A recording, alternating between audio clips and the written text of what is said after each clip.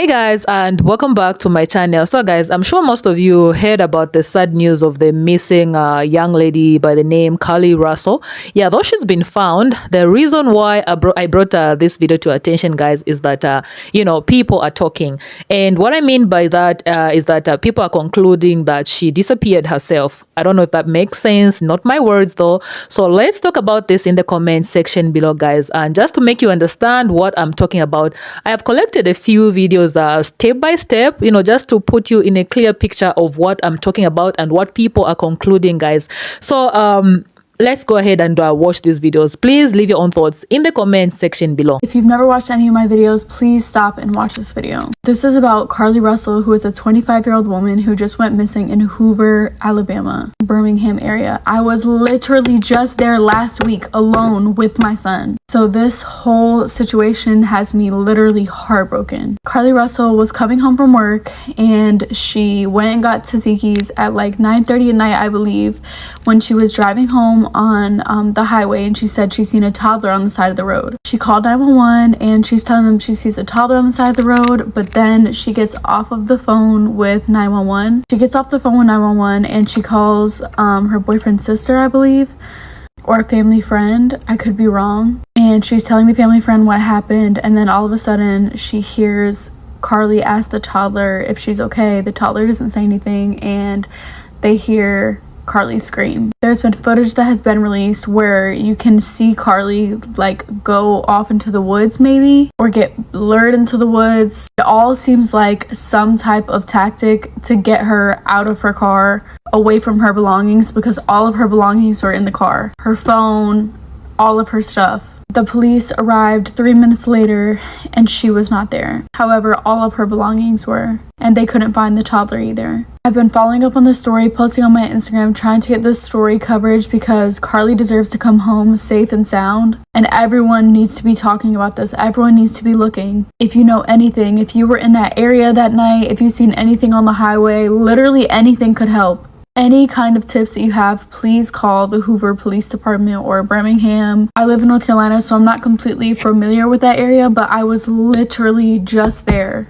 staying at a hotel by myself with my son in Hoover, Alabama last week. I literally drove back home from there Tuesday morning. I have more details on my Instagram story if you would like to know more. I'm praying for Carlee's family. I'm praying that she comes home safe and sound. And this story is so heartbreaking, so scary. And as a mother, just thinking about what happened, seeing the toddler on the side of the road and her just wanting to be a helping hand and being lured into something is so terrifying. With all that being said, if you know anything, please reach out, repost this story, get her name out there so we can get her back home.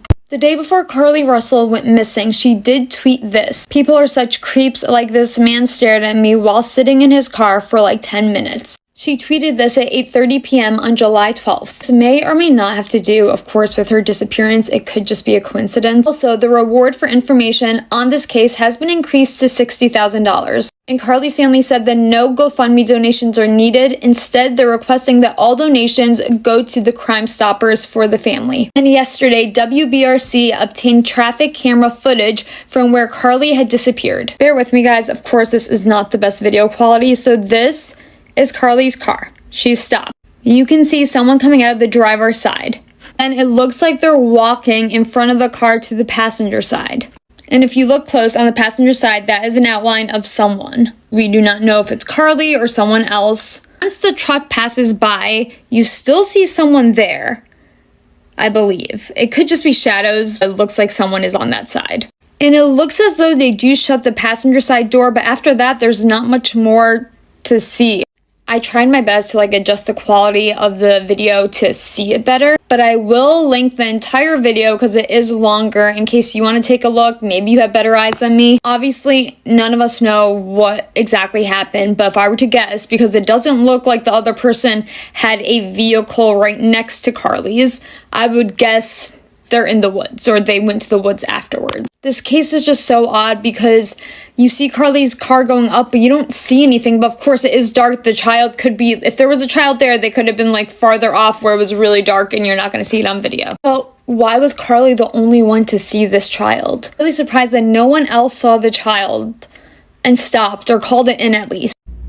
Okay, so I spoke too soon in the last video because I have the traffic camera footage from the night that Carlee Russell went missing for a couple days. But before I post that, watch this. It was clear by all accounts that she was being a good Samaritan. She saw a kid by itself and she's like, wait a minute, something's not right here. Let me pull over. What was that call like? What can you tell us? Well, she was talking to our son's girlfriend on the phone. She told her that it looks like there's a little child on the side of the road that looks like a small toddler. And she told her, don't get out the car. And she said, I'm going to pull over and call 911 or call 911. She put her on hold, called 911, and she clicked back over and told her that 911 was, or that the police were on the way. And the next thing our son's girlfriend heard was Carlee asking the child if they were okay. So she evidently got out the car. She asked the child if they were okay maybe 2 or 3 times. She didn't hear a response from a child on the other end. And she did hear a scream, and then she could tell there was maybe some type of shuffling, and the phone dropped to the ground. Okay, now here's the camera footage. This is where I'm like, what? None of this makes sense. Okay, so you guys, here she is. She's pulled over on the side of the road, but watch how far up she goes before she finally stops. This is what doesn't make any sense to me. It's obviously very dark. If she sees a toddler on the side of the road, it's gonna be not that far in front of her. You're not gonna see a child standing on the side of the road in the far distance when it's like pitch black outside. Look, she's still going forward. There's no way she could have seen a toddler on the side of the road all the way up there when she's all the way back here.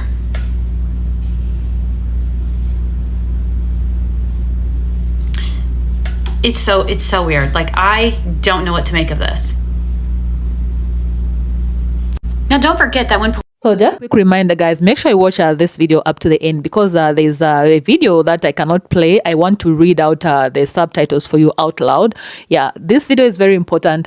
This will make you, maybe help you see things a little bit differently. So make sure you watch this video up to the end. Let's continue watching this video. police showed up just a few minutes later, her car was there. So where did she go? You know what I mean? It's like, I don't think anybody came and picked her up. Did she go in the trees and walk off? Like, where did she take shelter for those 2 days? How did she eat, shower, whatever? This shit just doesn't make any sense to me.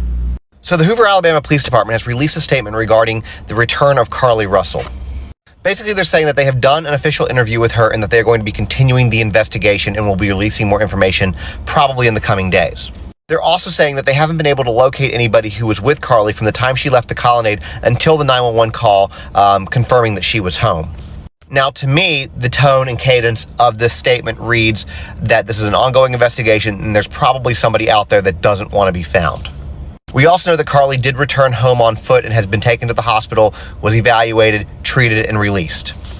Now, while I know I've addressed this in a couple of videos, I still want to address it in this one regarding it being a hoax. One is, I do not believe for a second that it was a hoax, and we will hopefully find out more information in the coming days. But here's the thing that kind of baffles me.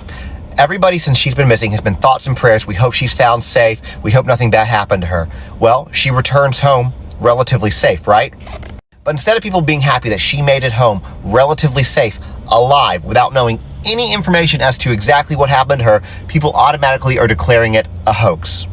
And there is no information out there that indicates that it was a hoax. And if it is, then police will come out and tell us, but they haven't yet. So don't start spreading rumors until you know what's true.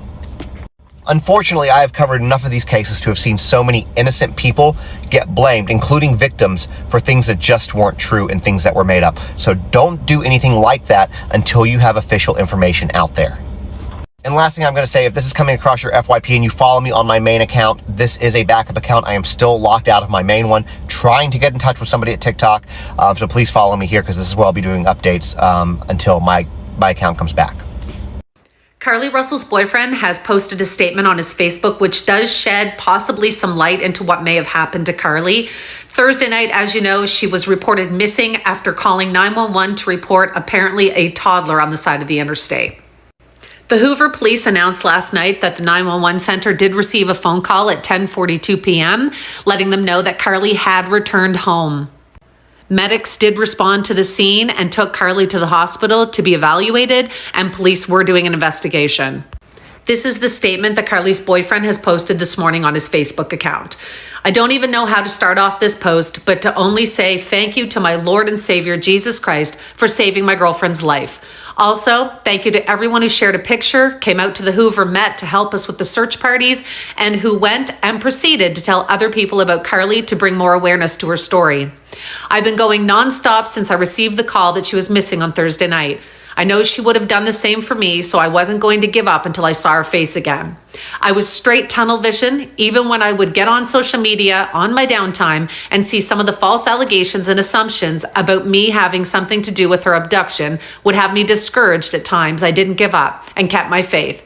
I just want to thank all of my family, friends, former teammates, and church members who called or texted me just to let me know that they're praying and here for me. You guys don't know how much that meant to me.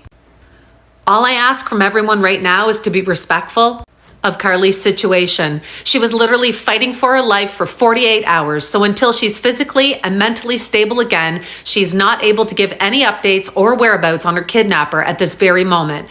I also want to thank the people on social media who has been understanding, respectful about what she's been through in these past few days. Once again, I can't thank you guys enough for helping us bring Carlee home. God bless you all.